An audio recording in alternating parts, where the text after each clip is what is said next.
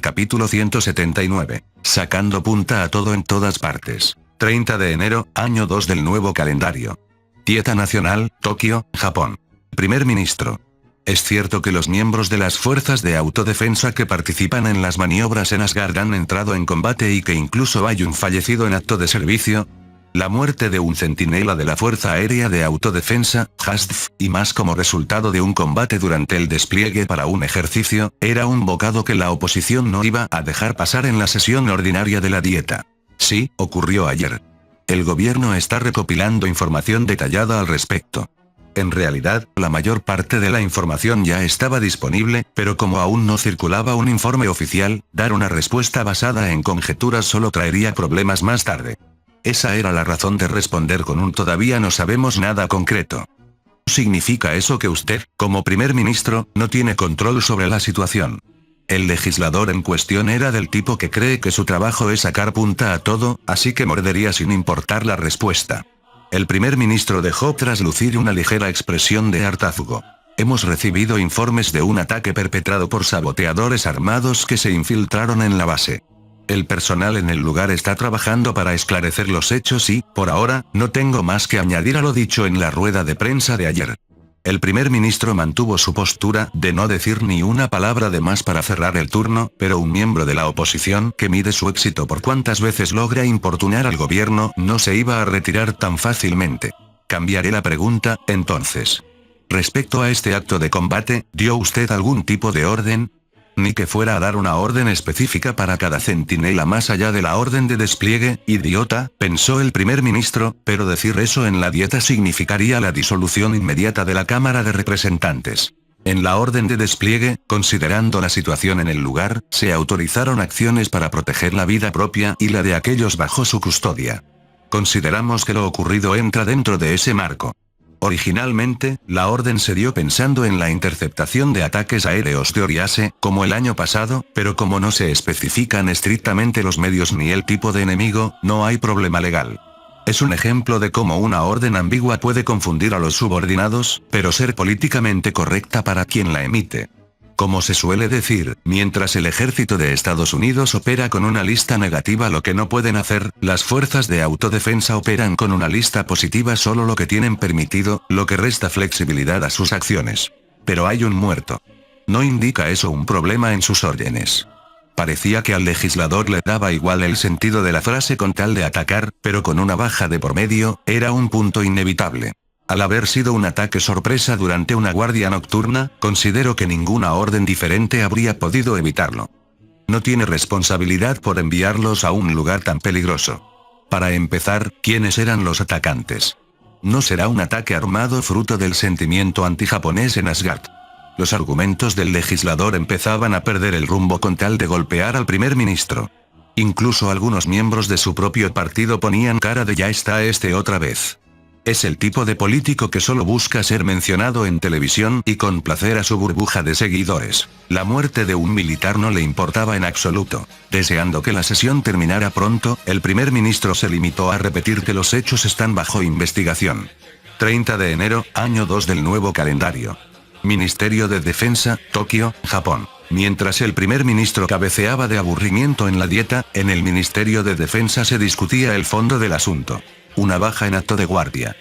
Ya ocurrió en el pasado con el ejército de tierra, pero es difícil prevenir el primer golpe de alguien que viene decidido a matar. En 1971, en el campamento de Asaka del JGSDF, un soldado de guardia fue asesinado por extremistas de izquierda. Desde entonces se han revisado los protocolos, pero la guardia es, por definición, una vigilancia de disuasión. Mostrar presencia armada para evitar ataques. En otras palabras, es inútil contra alguien con una voluntad firme de atacar. Por la propia naturaleza del puesto, el guardia siempre reacciona tarde. Es una misión extremadamente peligrosa. Y esta vez el ataque fue contra la seguridad de la Fuerza Aérea, que ya nos preocupaba por su falta de equipo. En el ejército de tierra, JGSDF, la guardia es rotativa entre las unidades de la base, por lo que siempre tienen equipo de sobra. En la Marina, JMSDF, aunque antes estaban igual que la Fuerza Aérea, la necesidad de realizar abordajes e inspecciones de buques obligó a mejorar el equipo individual de sus unidades de seguridad. De hecho, la Marina usa el fusil tipo 89, que la Fuerza Aérea no adquirió, y tiene escopetas y pistolas que ni siquiera las unidades normales del ejército poseen. La mejora del equipo en la Fuerza Aérea, HASF, había sido demasiado modesta. Bueno, al menos están mejor que el propio edificio central del Ministerio de Defensa, que delega su seguridad a empresas privadas. Los guardias del ministerio en tiempos de paz no van armados simplemente porque no son militares. ¿Deberíamos acelerar la distribución de chalecos antibalas?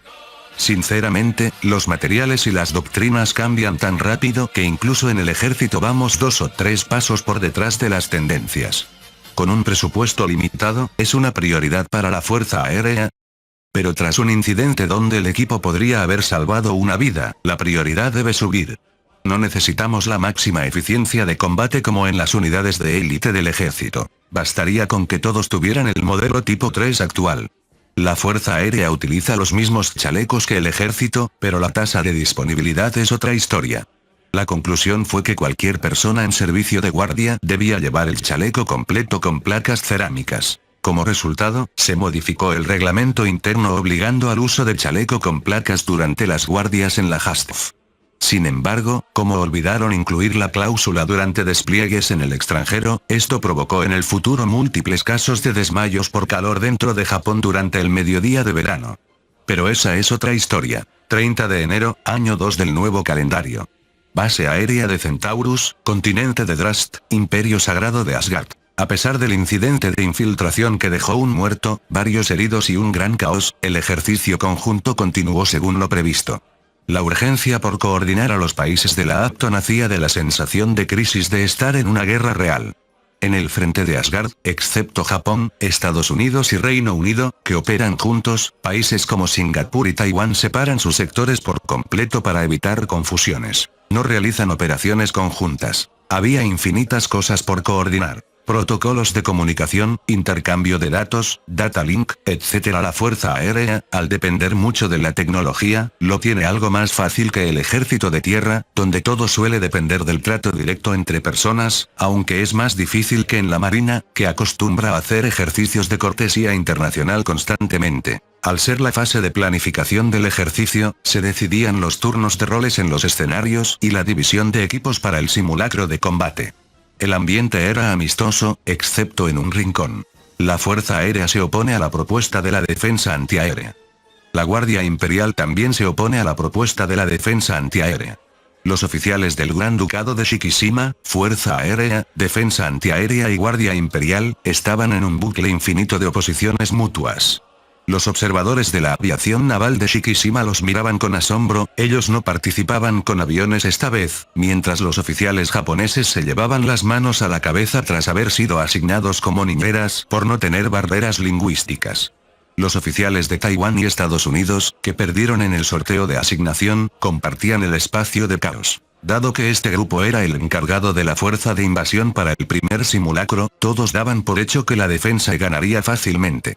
Aunque la invasión tenía superioridad numérica, con una reunión de planificación así, y teniendo en cuenta que la defensa contaba con los misiles japoneses, los Aoki Avenger de Bahrein, y el AEOIC de Singapur, la ventaja era clara para los defensores.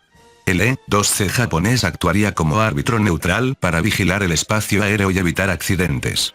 ¿Qué les parece si ponemos al portaaviones aéreo al frente como señuelo, escoltado por la defensa antiaérea y la Guardia Imperial? Mientras, la HASF y la Fuerza Aérea de Shikishima aseguran la superioridad aérea, y la USAF y Taiwán aprovechan el hueco para invadir a baja cota, propuso el oficial japonés. Hecho. Nos parece bien. De acuerdo. Los oficiales de las 3 ramas de Shikishima asintieron con una docilidad que hacía preguntarse por qué habían estado peleando antes.